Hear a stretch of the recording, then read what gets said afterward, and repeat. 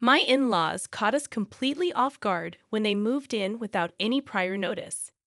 At first, I thought they were merely delivering a large package, but to my astonishment, they emerged from the front door, stating they had no intention of paying rent or doing any chores.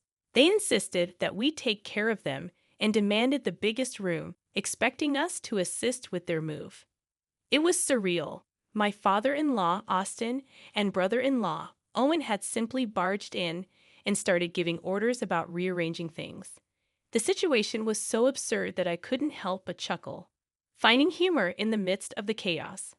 With a grin, I reassured them, "It's totally fine," and promptly called my husband, knowing he would be home soon. I couldn't help but wonder how he would react to this unexpected mess, especially considering that the ones who had mocked me were his own family. As anticipated, my husband arrived home, visibly upset with Austin and Owen. However, he surprised everyone by showing them a document. I couldn't contain my amusement as I watched his father and brother's expressions change, understanding that they had no grounds to stay here without our consent. In the end, the tables turned, and it was I who moved out of the house. My name is Catherine Miller, a 34-year-old remote worker. Due to certain family circumstances, I opted for a job that allowed me to work from home, giving me the flexibility to manage household chores and explore new recipes whenever I pleased. I met my husband, Michael Miller, through a dating app during the peak of a flu outbreak. Despite his frequent business trips, Michael wanted us to live together so I wouldn't feel lonely. We fell in love quickly, and marriage was on our minds. However, my irregular periods made it difficult for us to conceive, leading to emotional struggles. Opening up to Michael brought us closer, and we resolved to face life's challenges together. Our peaceful life was disrupted when Michael's father, Austin Miller, called us, complaining about not receiving greetings from our end. Although Michael had reservations about meeting his father, we decided to visit his parents' home. His reluctance was evident as we prepared to go, his frown deepening with every step. Throughout the journey, Michael's displeasure was palpable. He remained silent, clearly indicating his desire to avoid the impending encounter. I wished I knew the reasons behind his aversion, but he chose not to share. Despite my curiosity, I respected his silence, hoping he would eventually open up and confide in me. As we approached his parents' house, we carried a box of pastries as a gesture of goodwill. Michael's tension was undeniable, reflecting the complex relationship he had with his father. I had anticipated receiving sarcastic remarks, but I mustered the courage and left the house. Stress often gave me stomach aches, a fact not lost on Michael, who looked at me with concern and asked, "Are you okay? Should we do this another time?" "I think I'm fine," I replied, attempting to steady my nerves. "It wouldn't be right if we didn't greet your father, right?" It was the same father who had complained over the phone, and there was an air about him that suggested he wouldn't forgive us easily. The situation felt more troublesome than anything else. Michael, too, seemed to sense the tension and was eager to drive, perhaps to keep himself distracted. I couldn't shake the feeling that there were deep-seated issues at his childhood home. Meeting such a father-in-law could be tiresome, but I never regretted choosing Michael. I cherished the kindness he showed me and his occasional clumsiness. It was these little things that meant the most. Lost in thought, we eventually arrived at Michael's childhood home, which was conveniently close to our apartment. It was within walking distance, just a short stroll away if we ever felt like it. As I entered his house, his father greeted me with a big smile. Michael, on the other hand, gave his father a slight glare as he stepped inside. From a room deeper inside the house, I could hear Michael's raised voice. "You can't just mooch off Dad because you're unemployed and stay at home all day. How old do you even think you are?" "Shut up. What I do isn't any of your business." Owen, Michael's brother, defiantly held his own. To sum up the argument, Owen had been living an unemployed lifestyle since his late 20s, without any valid reason like health issues. It was simply because he felt jobs didn't suit him, while Michael understood the desire for a job that suited one's preferences. It was frustrating to see Owen not even attempting to find one. Their father was no different, constantly bringing home different women and ending relationships time after time. Michael always said there was no way they could be happy living like that. I'm not here to babysit the two of you. I came to announce that Catherine and I are getting married, Michael declared firmly. Yeah, got it. If you want to brag about being happy, do it somewhere else. I'm good if I can just live with Dad. Owen brushed off the confrontation, deeply engrossed in his video game. Annoyed by the sight, Michael was about to react when we realized his father was looming over us. Catherine, huh? If you're going to marry Michael, you better be ready to take care of his family. Once you're married to Michael, we're family. You get that? While that might be true, I didn't think it was mandatory. While that may be true, I don't think it's mandatory, I replied, trying to stand my ground. What did you just say, young lady? You've got some nerve. I'll teach you some respect for your elders. Suddenly, his father raised his voice, and I was snapped back to reality, taken aback. Michael quickly pulled my hand, and we managed to leave the house. Dread washed over me as his father, appearing more like a terrifying monster, began chasing us. There was something deeply unsettling about that family. The fear lingered, even as we attempted to choose an apartment. His father always seemed to beat us to it, deciding for us. To prevent such incidents from recurring, Michael and I decided we needed to move. Thanks to my job in web-related work, I had the flexibility to work from anywhere with just a computer. My job wasn't the issue, but Michael's was. While he enjoyed household chores, he also owned a carpentry business, often traveling for work. Consequently, I ended up handling most of the moving process. There was an inevitability to our situation, but I couldn't shake the feeling that his father and the jobless Owen might visit. Given my knack for bad premonitions turning true, all I could do was hope they wouldn't come. In the meantime, I proceeded with the moving arrangements, taking Michael's opinions into account. I wanted to get everything sorted before they potentially showed up at our house. Once the moving process was done, I was finally able to shift to working from home. There were still a few loose ends, including contacting a representative regarding a web video project I had discussed earlier. While I was engrossed in messaging and talking on the phone, I heard a knock on the front door. Michael usually didn't bother knocking. He would simply walk in. The unexpected visitor puzzled me. Could it be his father and Owen? The thought sent a shiver down my spine. As I contemplated this, a loud, aggressive voice echoed from behind the door. It was his father, Austin. Panic set in.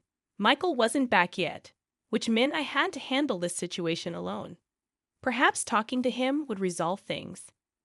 I ended my call with the client and cautiously approached the front door. The relentless knocking only confirmed my suspicions. It had to be his father.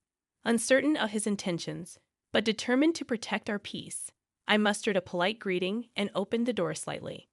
Before I could react, Owen forcefully pushed the door open, dropping a large bag at the entrance with a satisfied grin. He theatrically collapsed onto a chair, exclaiming, "I'm exhausted." I asked Austin what was going on, and he explained, "We couldn't pay the mortgage on our place, so we sold it and decided to move. Naturally, we won't pay any rent or do any chores, so take care of us." With a self-centered air, both his father and Owen strolled into our apartment. Owen, lugging his baggage, scanned the rooms to decide where he would settle. Meanwhile, his father, after depositing his enormous bag in the living room, began to complain about the room's size. "Come on, this apartment is meant for 2 people, you know. If we're going to have 4 people living here, we might need to find another place." However, Michael and I had already chosen our next home, and our moving date was just around the corner. "I'm going to take the upstairs room," Owen declared, showing no consideration for the situation. "Catherine, can you tidy up this room for me? And haven't you put too much stuff in the living room? There's no space for us to even eat together." I was left utterly speechless by their audacity, as they said whatever pleased them without any regard for courtesy. Deciding that I needed to inform Michael about the situation, I was suddenly startled by the sound of someone punching a wall, most likely out of anger. However, the words that followed provided a small relief, indicating that I might not have to deal with these two any longer. Unfortunately, due to work circumstances, Michael couldn't return to the apartment. The burden of handling the situation fell upon me, and as a woman, facing two men alone felt unsafe. So, I decided to make a call for help. The person I called was a friend who had previously assisted both Michael and me with our moving preparations. She happened to live in a building constructed by Michael's company, and her name was Olivia Lewis. Olivia was a CEO who owned properties overseas. When I explained the situation to Olivia, she expressed her unease about the father and son in my home. Soon enough, they arrived at our apartment, arrogantly scattering their belongings everywhere. Despite the fact that Michael and I were the rightful owners of the apartment, with me being the leaseholder due to my remote work, they seemed oblivious to the reality. With a gracious smile, I told the two clueless men, "That's totally fine. We're moving out of this apartment anyway." His father, appearing desperate, clung to me. I couldn't hide my condescending look as I firmly stated, "Don't cling to me looking so pitiful. It's embarrassing." He was on the verge of tears, trying to reason. "It's a joke, right? Tell me it's a joke." I responded sternly, "It's not a joke, Austin. Michael and I decided this together. There's no way I'd joke about it now."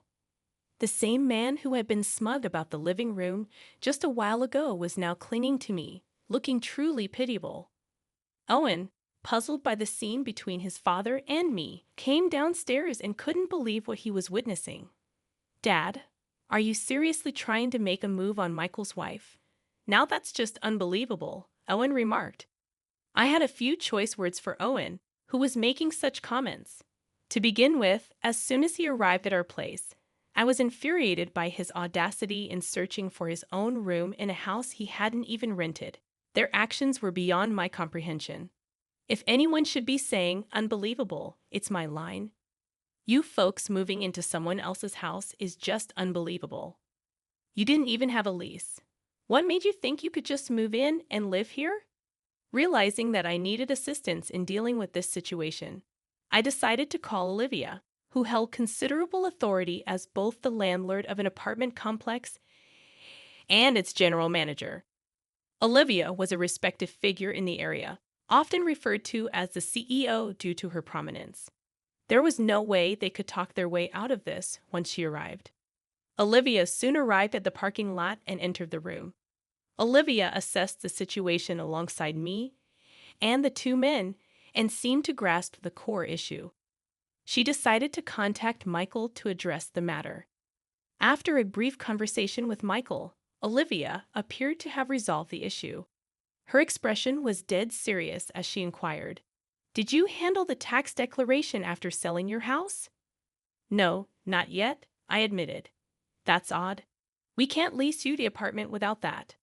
Please ensure you've reported it correctly, and then we may proceed with this room," Olivia explained, demonstrating a meticulous approach.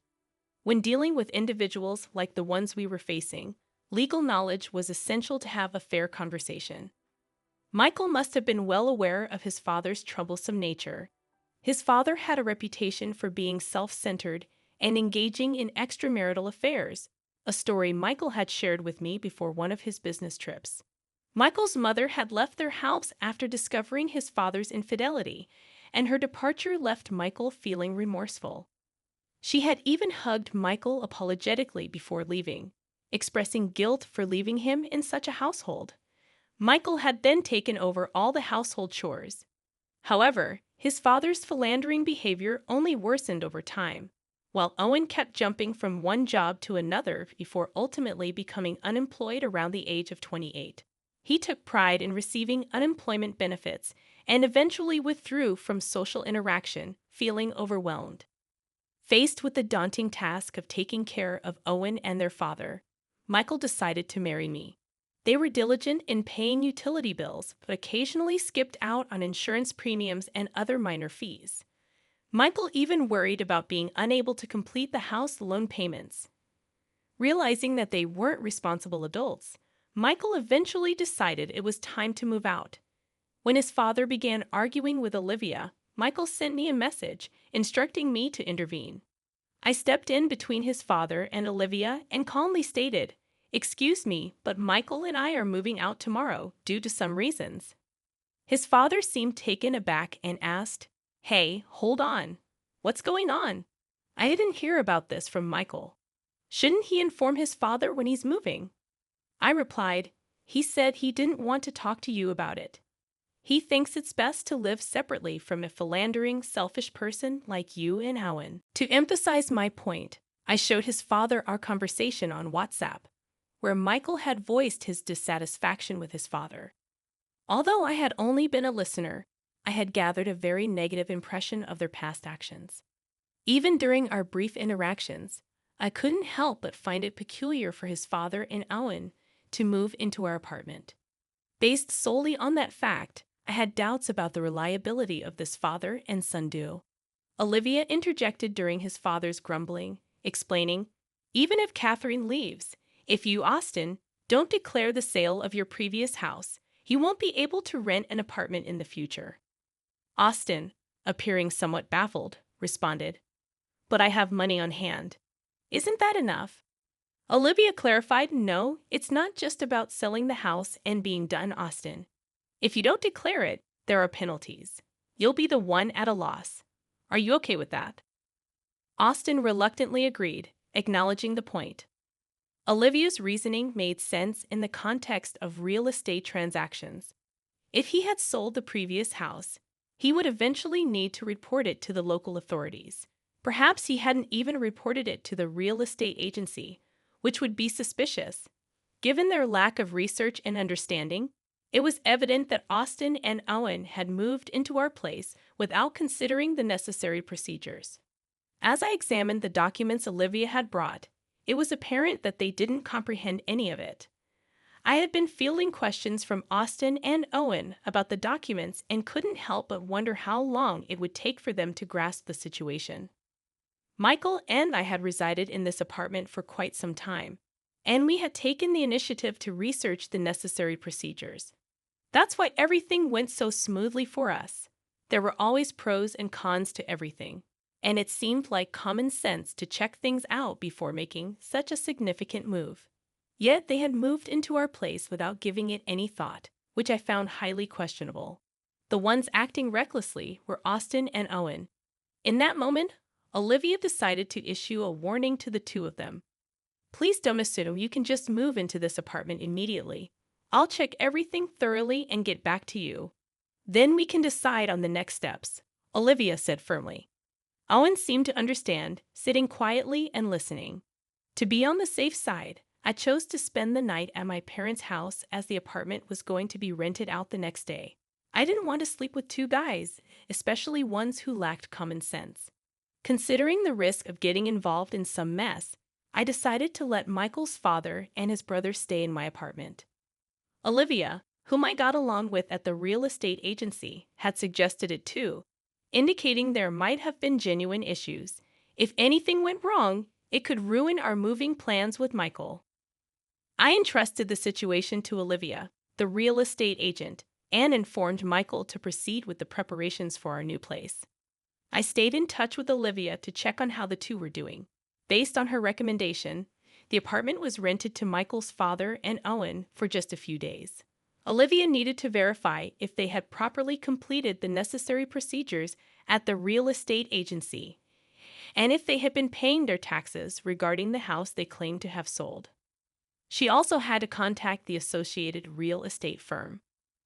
It turned out that not only had they neglected post-sale procedures, but they also hadn't paid their taxes. Moreover, Olivia reported them to the police, suspecting they might have run off with just the sale money, hinting at a potential scam. To be safe, Olivia decided to inform Michael's father and Owen, who were staying in the apartment. If false information was provided to the real estate company, penalties would surely be enforced. They would not only have to pay the taxes, but also face potential penalties. I wondered how much money would be left in the end. According to what I heard from Olivia, it seemed that it might even go into the negative. The reason was that they had only consulted one real estate agency, which had good reviews and word-of-mouth recommendations. They believed the estimate would be the same no matter which agency they asked. Another task they had neglected was the property transfer process. In simple terms, it involved changing the property's name from Michael's father to the new owner. If there was any outstanding mortgage on the house, it should have been paid from the sale. But as expected, they hadn't paid it, turning the situation into a case with interrogations regarding the amount due and possible fraud. What was particularly bad was Michael's father insisting he knew nothing about it. As for Owen, he couldn't return to his old home, and he lost our apartment. He was forced to find a job with housing provided. However, he only had experience being a shut-in and living off his parents. Eventually, my parents took him in, but they made it clear that once he found a job with housing, he had to move out. With some guidance from my parents, it seemed he might secure a job. I hoped Michael's father and Owen would learn to live responsibly. Meanwhile, Michael and I decided to relocate overseas. Michael's hard work had been recognized, and he was offered a project abroad in Spain. However, both of us were Americans who couldn't speak Spanish. We diligently studied, trying to learn basic conversation skills. I wanted to be able to hold everyday conversations as much as possible. More than anything, it was my first time going on a business trip abroad, so there was a part of me that was really excited. Michael's job was overseas, so he started looking at potential homes for us. He kept me updated through messages and calls, always trying to ensure I wasn't anxious. Today, from the airport, I received a call from a worried Michael who was about to fly to Spain. "Are you okay?